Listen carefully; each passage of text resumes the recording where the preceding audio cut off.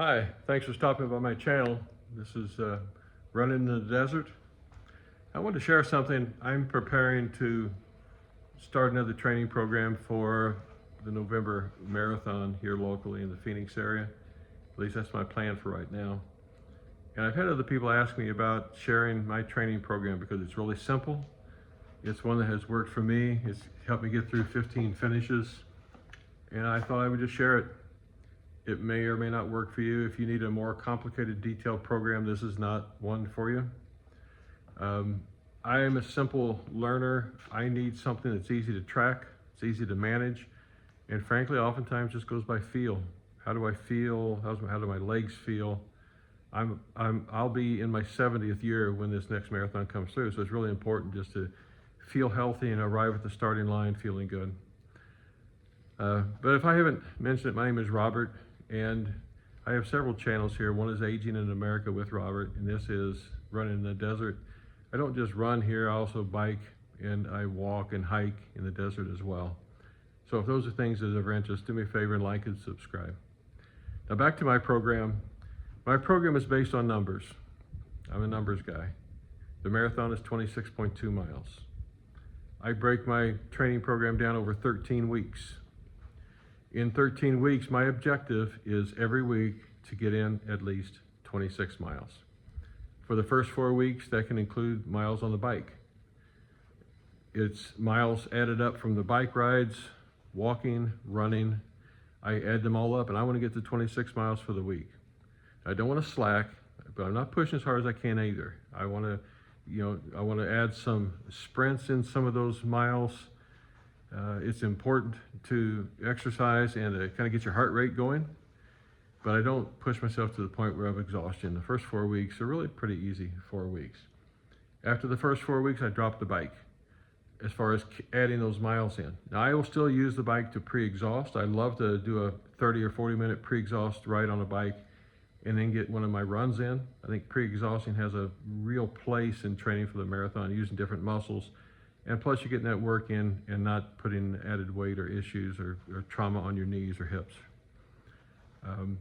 After the first 4 weeks, everything is, the only miles that count are miles that are spent running or walking. And I will do that over 5 days, sometimes 6 days. And that includes my daily walks. I tend to walk 2 miles a day, most days. So let's say if I do that for 5 days out of the week, there's 10 miles of my 26 right there. I've got 16 miles left to go. If I do a couple of 5 miles runs, now I'm at 20 miles. I need just 6 more miles. I could do a couple 3-milers, and I'm at 26. As I continue to progress toward the race day, I will start moving from, say, 5 days a week down to 4 days a week, down to 3 days a week, always with the idea at the end of the week, I still want to get those 26 miles in. Now, I don't do extended long runs. I know that a lot of training programs say you have to get a 15-miler or a 20-miler in. I don't do it. I never have, and I've gotten through 15 finishes. My longest run for any marathon in training is 10 miles. And here's the reason for that. I break the marathon down into 10s. Again, I'm a numbers guy. Everything is broken down into 10s. A 10-miler, followed by a 10-miler, followed by a 10K. And that way, when I'm on race day, and I'm 6 or 7 miles in, I'm not thinking I've got 20 more miles to go. I'm thinking 4 more miles before I reach my first leg. When I get to the 10-mile mark, my mental process at that point is I have 2 more legs to go. One's going to be another 10 mile, one's going to be a 10K. When I get to 20 miles, I'm not thinking I still have 6 more miles. I'm thinking, oh my gosh, I've only got 1 more leg to go. It's kind of a mental game, but it helps. Now, I get it that this may not be the kind of training program you're looking for. If you need more bells and whistles, if you need a subscription and a website, if you need a coach to follow up with you and make sure you're doing your work, that's not what this is. This is just my experience, what has worked for me and for a number of other people that I've talked to in the past and just shared this with. It's free, easy to track, easy to manage.